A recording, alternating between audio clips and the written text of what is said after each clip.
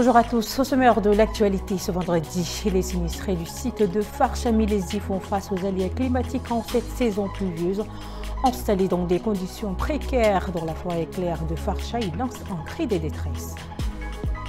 Faire valoir la culture moussée en milieu urbain, c'est le thème au cœur de la célébration de la première édition du festival Mousseina. À la maison culturelle Talimomonou, c'est la tendue en miniature. Plusieurs ressortissants de cette localité sont réunis pour promouvoir leur culture.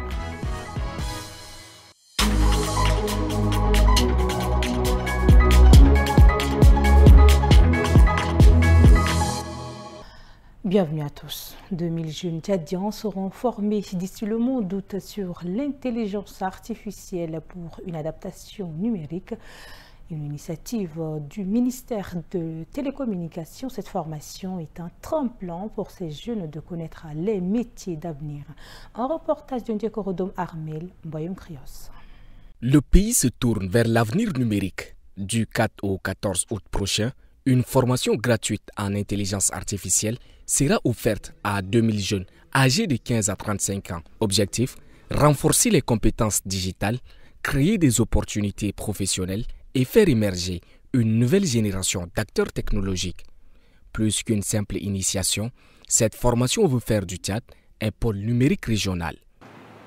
Cette formation est bien plus qu'un apprentissage technique. C'est une porte ouverte vers l'emploi, l'innovation et l'entrepreneuriat numérique. C'est une invitation à rejoindre les bâtisseurs d'un Tchad moderne, connecté et compétitif sur les scènes internationales. Les inscriptions se feront exclusivement en ligne et les participants recevront une certification à l'issue du programme, un passeport vers de nouvelles compétences alors que l'intelligence artificielle devient un levier essentiel de développement. J'ai l'annoncé dans les grandes articulations installées sur les sites de Farsha-Milésie en octobre 2024.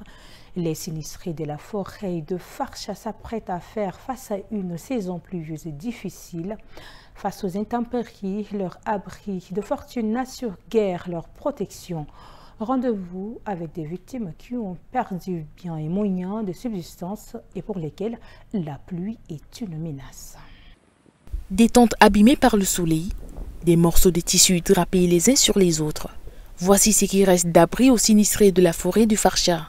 Ils sont arrivés sur ces sites après les terribles inondations d'octobre 2024. 8 mois plus tard, une nouvelle saison se pointe. Mais pour ces familles, elle s'annonce mal. Oui, avec les pluies, on a des enfants et les moustiques nous dérangent. On veut les moustiquaires, on veut l'aide des tentes sur nous. On a reçu un peu, mais pour le moment, toutes les tentes sont déchirées. Mais avec le pluie, avec les enfants, on ne peut pas rester comme ça. Dans le cas, s'il y a les possibilités, il faut qu'ils nous aident avec les tentes et venir construire une petite hôpital à côté de nous aussi, c'est mieux. Nous demandons au gouvernement de nous trouver une solution. Nous avons tellement faim, nos enfants malades. Nous sommes ici indépendamment de notre volonté. Ce sont les eaux de pluie qui ont envahi nos maisons. Autre détail important, les salubrités encombrantes dans lesquelles vivent ces sinistrés. Les ordures ménagères jonchent les dortoirs, exposant ces derniers à diverses maladies. Reste à savoir si le gouvernement tchadien et ses partenaires arriveront à solutionner la crise alors que l'aide humanitaire mondiale est en grande souffrance. C'était le mot de Nadjilom Virginie Atarana et Dongarti dans le même sillage à l'approche de la saison des pluies. Plusieurs familles sont contraintes de fuir leur domicile pour échapper aux inondations. C'est le cas de Remadi, mère de 2 enfants qui vit dans le quartier Boudal-Bagar, l'un des plus touchés de la capitale. Portrait d'un exil devenu presque une habitude. Remadi s'apprête à partir. Dans quelques jours, peut-être même quelques heures, elle quittera sa maison d'Ambata pour louer un abri à Chagua. Un rituel qu'elle s'impose à contre-cœur à chaque saison de pluie. Ici, dès qu'il pleut, l'eau peut monter jusqu'à 1 mètre. Accéder à sa chambre devient alors impossible. En saison pluvieuse vers juillet, l'eau augmente tellement que ça arrive jusqu'à la hanche. Dans ce cas, on ne peut pas rester avec les enfants dans l'eau. Alors, nous sommes obligés d'aller louer en centre-ville pour 3 mois. Une fois la saison sèche arrivée, on revient chez nous. Mais là encore, il faut chercher du remblai pour arranger la maison avant d'y habiter. Mère de 2 enfants, elle ne retrouvera sa maison qu'après la saison des pluies. Son quartier est l'un des épicentres des inondations à N'Djamena.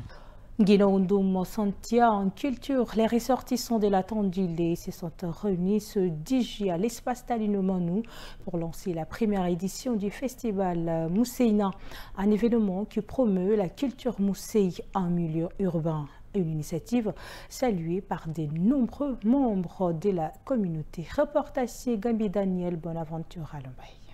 Sous le thème « Faire valoir la culture mousseï en milieu urbain », le festival Mousseina entend reconnecter les jeunes générations à leurs racines. C'est un moment fort pour le peuple mousseï, d'ici comme de la diaspora. Le festival se veut un espace de transmission des valeurs et des traditions ancestrales menacées par l'oubli. Cet après-midi, les sons de percussions ont rythmé les pas de danse traditionnels comme le dalanga ou le vaiganga.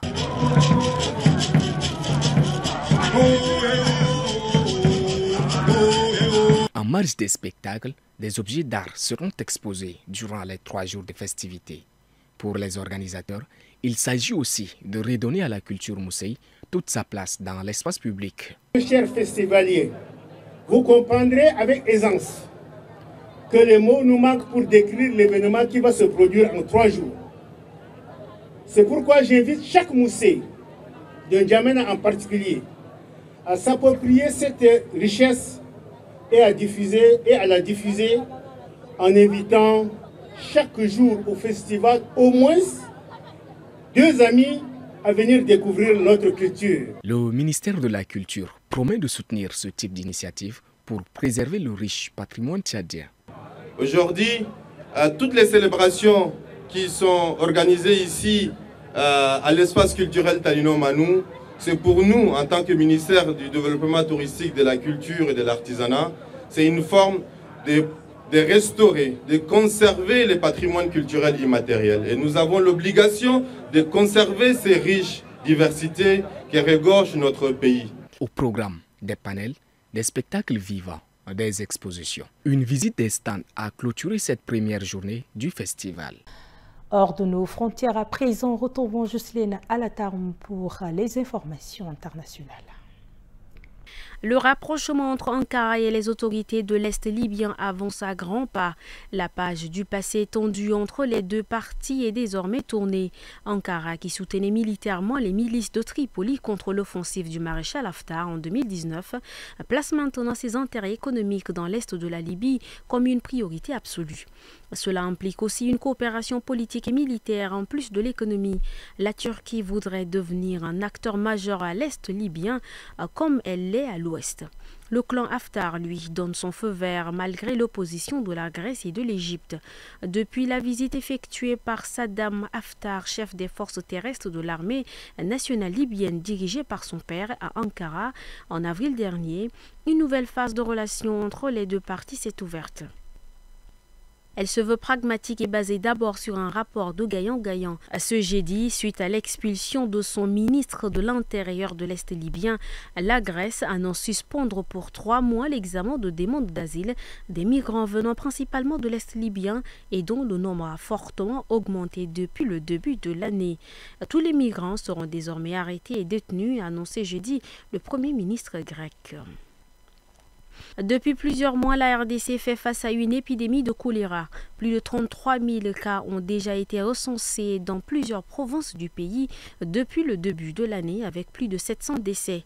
Les zones en conflit dans l'est du pays sont particulièrement touchées, mais aussi la capitale Kinshasa qui enregistre près de 130 nouveaux cas chaque semaine. C'est la 27e semaine de surveillance de la maladie et selon le ministre congolais de la Santé, l'épidémie est dans une phase aiguë, avec près de 1500 nouveaux cas détectés chaque semaine et un taux de létalité aux environs de 2%. Désormais, ce sont 17 des 26 provinces du pays qui sont touchées. La Tchopo compte le plus de cas suivis du Sud Kivu et de la capitale. Badara Gadiaga a été placé en garde à vue pour discours contraires aux bonnes mœurs après s'être exprimé au cours d'un débat télévisé sur le procès qui a opposé Ousmane Sonko, alors opposant à la masseuse Adji Sarr, qui l'accusait de viol. À l'origine de l'interpellation du chroniqueur télévisé, une séquence vidéo massivement relayée sur les réseaux sociaux et extrait d'une émission débat très suivie qui a lieu vendredi dernier. On y voit Badara Gadiaga répondre au député du PASTEF, Amadou Ba, qui vient de l'accuser de falsification de diplôme, que le PASTEF n'a pas de leçon de morale à donner, vu que leur chef de parti a été condamné pour corruption de la jeunesse. Une référence directe au procès qui a opposé Ousmane Sonko alors qu'il était encore opposant à Adji Sarr, ancienne employée d'un salon de massage qui l'accusait de viol répété. Ainsi s'achève cette édition. Mesdames, Messieurs, merci de l'avoir suivi. Tchad Info, c'est l'information en continu.